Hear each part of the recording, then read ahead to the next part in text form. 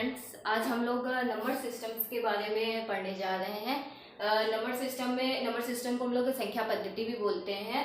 Number system में हम लोग नंबर्स के बारे में पढ़ेंगे और ये भी जानेंगे कि जीरो इवन नंबर्स क्यों हैं। स्टार्ट करते हैं। नंबर्स क्या है? जिसके द्वारा हम किसी वस्तु को काउंट कर सकते हैं या मेजर कर सकते हैं। तो एक क्या है? सिंबल है। तो अगर डिफाइन करना होगा तो कैसे करेंगे? Number is the symbols which we use to count any object. और नंबर्स को हम लोग दो भागों में डिवाइड करते हैं, कॉम्प्लेक्स नंबर्स और रियल नंबर्स। कॉम्प्लेक्स नंबर को हम लोग जेड से डिनोट करते हैं और और इसको रिप्रेजेंट करते हैं ए प्लस आई बी फॉर्म में, जहाँ ए जो होता है वो रियल पार्ट होता है और आई प्लस बी जो टर्म होता है वो होता है इमेजिनरी पार्ट, जिसे हम लोग अवास्तविक संख्या बोलते हैं। और रियल पार्ट में हम लोग रियल नंबर्स के बारे में पढ़ेंगे।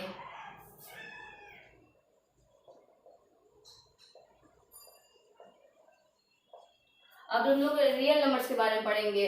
रियल नंबर्स को हम लोग वास्तविक संख्या बोलते हैं। रियल नंबर्स में हम लोग कौन कौन से नंबर्स पढ़ते हैं? जैसे 2, 3, 2/5, 1/2, √2, √5, मतलब बहुत तरीके के नंबर्स पढ़ते हैं। इसलिए हम लोगों ने क्या किया है, कंफ्यूजन हो जाती है इतने सारे नंबर से एक ही साथ पढ़ने में, तो इसलिए हम लोगों ने इसको दो भागों में डिवाइड कर दिया गया है, रेशनल नंबर्स और इनरेशनल नंबर्स से। रेशनल नंबर्स को हम लोग परिमेय संख्या बोलते हैं और इनरेशनल नंबर्स को हम लोग अपरिमेय संख्या बोलते हैं। रेशनल नंबर्स को हम लोग इनरेशनल नंबर्स को हम लोग बहुत तरीके से डिफाइन कर सकते हैं। मतलब कहने का ये है कि अगर हम लोग रेशनल नंबर्स को 4 तरीके से डिफाइन कर सकते हैं। अगर वो रेशनल नंबर्स अगर उस तरीके से नहीं डिफाइन कर सकते हैं तो वो हमारे इनरेशनल नंबर्स होते हैं। देखते हैं कैसे कैसे डिफाइन कर सकते हैं। जैसे रेशनल नंबर्स को हम लोग अगर वो नंबर्स रेशनल नंबर्स होते हैं जिसको हम लोग P/Q फॉर्म में लिख सकते हैं, और जहाँ Q जो होना चाहिए वो डज नॉट जीरो होना चाहिए। ऐसा क्यों? अगर हम लोग Q 0 ले लेंगे तो जैसे P और P हमारा जैसे हो गया 2, तो 2/0 क्या होएगा? एक अनडिफाइंड वैल्यू है, मतलब अनडिफाइंड वैल्यू है, मतलब जिसकी कोई वैल्यू डिफाइंड नहीं है। तो इसलिए हम लोग Q = 0 नहीं लेते हैं। और एग्जाम्पल्स में जैसे हो गया 1/2, 4/5 एंड सो ऑन। और इनरेशनल नंबर्स क्या होते हैं? Not to right P/Q forms, मतलब जो P/Q फॉर्म में नहीं लिख सकते हैं। हमने पहले कहा था जो नंबर्स रेशनल नंबर्स होंगे जिसको हम लोग P/Q फॉर्म में लिख सकते हैं, और इनरेशनल जिसको P/Q फॉर्म में नहीं लिख सकते हैं। और दूसरी डेफिनेशंस क्या है? Perfect square numbers. Perfect square numbers क्या है? जैसे √6, मतलब इसका कोई स्क्वायर नंबर्स है, इसका स्क्वायर रूट है, मतलब जैसे इसका क्या स्क्वायर रूट है? 4 और इसका स्क्वायर रूट क्या है? 7 है। नॉन परफेक्ट स्क्वायर नंबर्स, जो परफेक्ट स्क्वायर नंबर्स नहीं होते हैं वो नॉन परफेक्ट स्क्वायर नंबर्स होंगे और वो हमारे इनरेशनल होंगे, जैसे √2, √5, √7 एंड एक्सेट्रा। अब आते हैं सेकेंड डेफिनेशंस में। अच्छा, रेशनल नंबर्स में डेसिमल नंबर्स भी होते हैं, इसलिए डेसिमल नंबर्स को हम लोग दो तरीके से डिफाइन कर सकते हैं। जैसे टर्मिनेट डेसिमल नंबर, जो मतलब वो डेसिमल नंबर्स जो टर्मिनेट हो जाए, जैसे 0.5 से 0.02, ऐसे नंबर्स हमारे रेशनल नंबर्स होते हैं। और नॉन टर्मिनेट, कुछ ऐसे भी डेसिमल होते हैं जो नॉन टर्मिनेट होते हैं, मतलब टर्मिनेट नहीं हो सकते हैं। तो जैसे non terminate repeating decimal number, जैसे 0.333, उसको हम लोग इस तरीके से लिख सकते हैं 0.3 बार, मतलब इसके बाद यही संख्या रिपीट होगी। उसके बाद आते हैं, अगर ये दोनों कंडीशन फॉलो नहीं हो रही है तो मतलब वो रेशनल नंबर्स नहीं है। अगर फॉलो नहीं हो रही है तो उसको हम लोग इनरेशनल नंबर्स बोलते हैं। इनरेशनल नंबर्स को फिर कैसे डिफाइन करेंगे?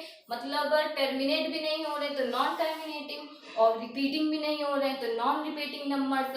तो जैसे हो गया 0.1100011, मतलब इसमें कोई ऑर्डर दिखाई नहीं दे रहा है कि जिससे कि हम लोग ये पता लगा सके कि इसके बाद कोई संख्या यहाँ पे जाके टर्मिनेट होगी, इसलिए ये नंबर्स इनरेशनल नंबर्स होते हैं। रेशनल नंबर्स को हम लोग क्यू से डिनोट करते हैं, और रेशनल नंबर्स के भी दो पार्ट होते हैं जिसे हम लोग फ्रैक्शंस बोलते हैं और इंटीजर्स बोलते हैं। फ्रैक्शंस को हम लोग भिन्न संख्या बोलते हैं, वो फ्रैक्शंस के बारे में हम लोग फ्रैक्शंस के चैप्टर में स्टडी करेंगे। और इंटीजर्स को हम लोग पूर्णांक संख्या बोलते हैं। इंटीजर्स को हम लोग आई से डिनोट करते हैं, और इंटीजर्स को हम लोग सेट के फॉर्म में भी लिख सकते हैं। हमने रेशनल नंबर्स को सेट के फॉर्म में क्यों नहीं लिखा, रेशनल नंबर्स और रियल नंबर्स को?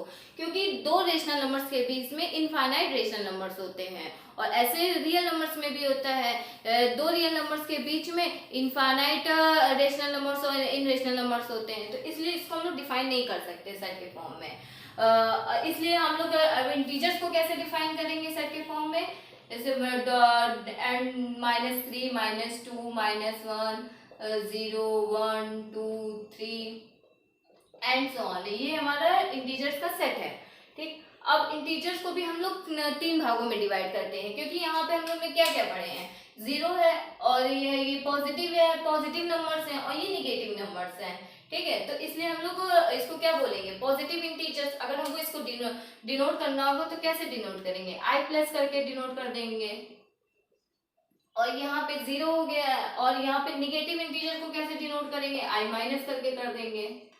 अब पॉजिटिव इंटीजर्स और जीरो मिलके हमारे क्या नंबर्स बनाता है? होल नंबर्स बनाता है, जिसे हम लोग पूर्ण संख्या बोलते हैं। होल नंबर्स को हम लोग डब्ल्यू से डिनोट करते हैं, और होल नंबर्स का भी सेट होता है, सेट के फॉर्म में डिफाइन कर सकते हैं, जैसे 0 1 2 3 एंड सो ऑन।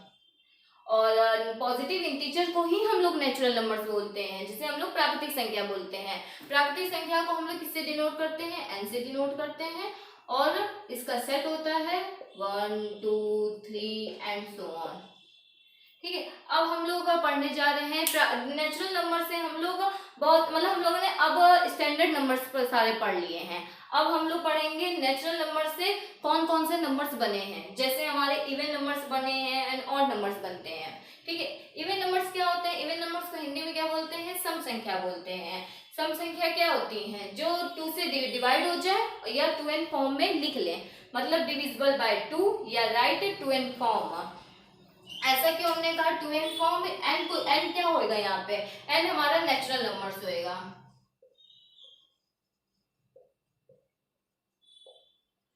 तो नेचुरल नंबर्स होएगा।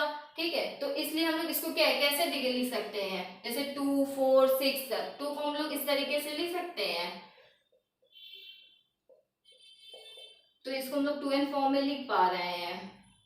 ठीक है, तो ये हमारे इवन नंबर्स होते हैं। और नंबर्स क्या होते हैं? जो 2 से डिवाइड नहीं हो रहे हैं या 2n फॉर्म में नहीं लिख पा रहे हैं, वो हमारे और नंबर्स होते हैं। जैसे हमारे 1 3 5 एंड सो ऑन, वो हमारे ऑड नंबर्स होते हैं। अच्छा, यहाँ पे हमने जीरो यूज नहीं किया है, ऐसा क्यों? क्योंकि यहाँ पे हम लोग ने 2n फॉर्म में नहीं लिख पा रहे, मतलब n जो है वो हमारा नेचुरल नंबर, और नेचुरल नंबर्स में जीरो तो होता नहीं है, देन इसलिए हम लोग यहाँ पे जीरो तो लिख नहीं पा रहे। तो मतलब जीरो क्या इवन ऑड नंबर नहीं होता है? नहीं, ऐसा नहीं है। अब देखते हैं कि इसमें उससे पहले जानने से पहले जीरो इवन नंबर की कि ऑड नंबर है, उससे पहले हम लोग कुछ चीजें सीख लेते हैं। जैसे दो इवन नंबर्स को ऐड करेंगे तो इवन नंबर आता है। देख लेते हैं कि आता है कि नहीं आता है।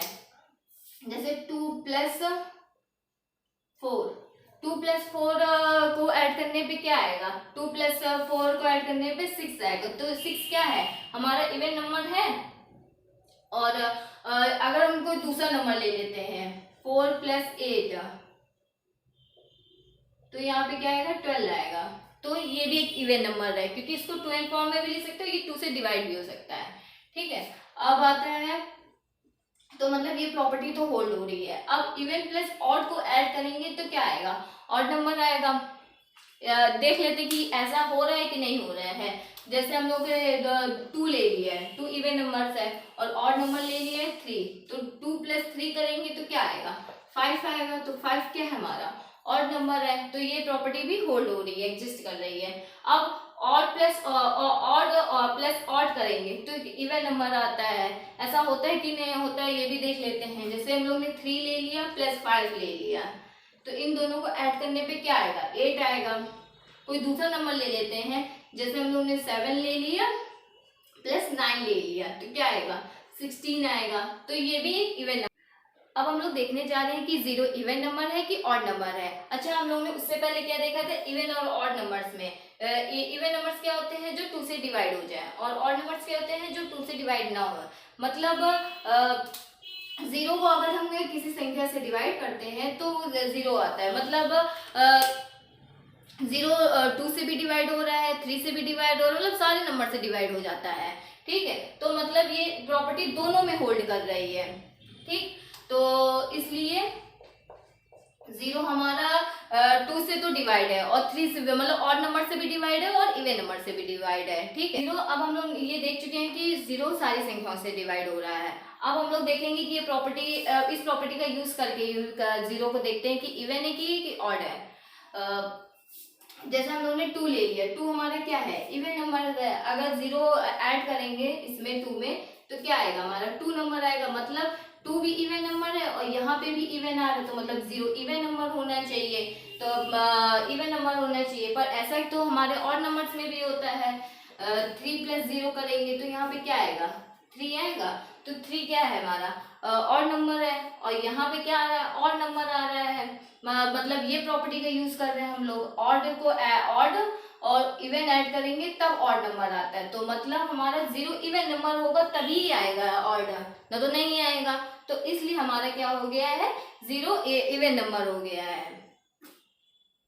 जीरो क्या हो गया हमारा, जीरो इज इवन नंबर था।